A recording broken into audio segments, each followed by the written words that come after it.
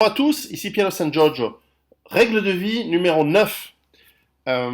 Pour être bon dans un métier, dans une compétence, dans une activité à un niveau suffisant pour être reconnu comme étant un maître, un très bon, il vous faut à peu près 10 000 heures.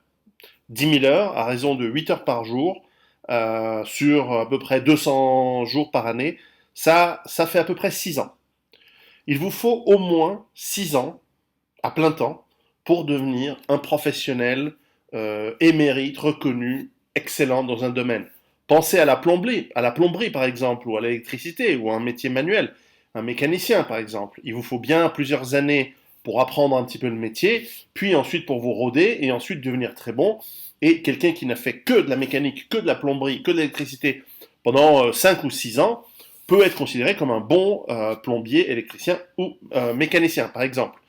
De la même manière, apprendre une langue, euh, on peut très bien imaginer qu'au bout de quelques temps, à plein temps, à apprendre une langue, on commence à en avoir les balbutiements au bout de quelques mois, une certaine forme de maîtrise après 2 ou 3 ans, mais si on veut vraiment être à très bon niveau, maîtriser une langue, surtout si c'est une autre langue, eh bien, il va vous falloir pas loin de 5 ou 6 ans. Donc on revient toujours à 10 000 heures.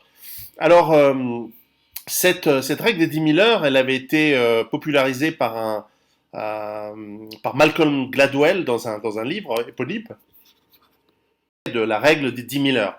Mais en fait, c'est très connu dans le passé que les apprentissages, prendre quelqu'un sous son aile pour lui apprendre un métier, eh bien, prend facilement 3, 4, 5, et généralement, il faut 6 ans pour devenir assez bon dans un métier. Alors évidemment, ça ne remplace pas l'expérience. Celui qui en plus aura 20 ans d'expérience va être encore meilleur, mais bien entendu, cette expérience, elle va se former surtout sur les premières 10 000 heures d'apprentissage et de maîtrise. Alors ça vaut dans les arts martiaux, ça vaut dans le tir, ça vaut dans énormément de choses. Alors on peut se satisfaire d'être médiocre, d'être moyen dans un domaine, notamment si on veut être multidomaine. Par exemple, c'est mon choix, je préfère être assez bon dans beaucoup de domaines plutôt que très très bon dans très peu de domaines. Mais c'est un choix de ne pas être spécialisé, mais d'être plutôt généraliste. Vous le voyez chez les médecins, le choix pourtant de la spécialisation est un choix meilleur. Alors pour pouvoir arriver à avoir la motivation de faire ces 10 000 heures, eh bien, il y a une autre règle qui est celle des 21 jours. Alors non, ce n'est pas une règle liée aux femmes, c'est 28 jours normalement, je crois. Mais en tout cas, c'est une règle qui vous dit que pour changer d'habitude, pour prendre une nouvelle habitude, il vous faut 21 jours constamment où vous faites tout le temps la même chose, tout le temps la même chose, tout le temps la même chose.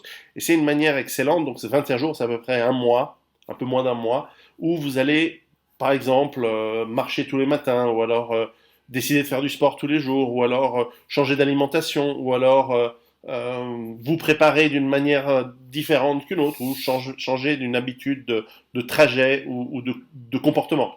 Et en général, c'est au bout de 21 jours, alors c'est un chiffre arbitraire, mais voilà, c'est à peu près 3-4 semaines où notre cerveau va se reprogrammer pour être habitué à faire ce nouveau comportement et donc prendre une nouvelle habitude qui va en remplacer une ancienne.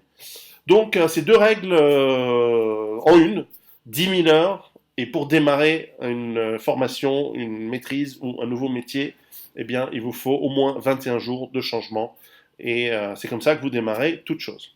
Dans Rue Barbare, vous avez un chapitre où Volwest et moi expliquons comment en 30 jours vous pouvez démarrer votre démarche de survie.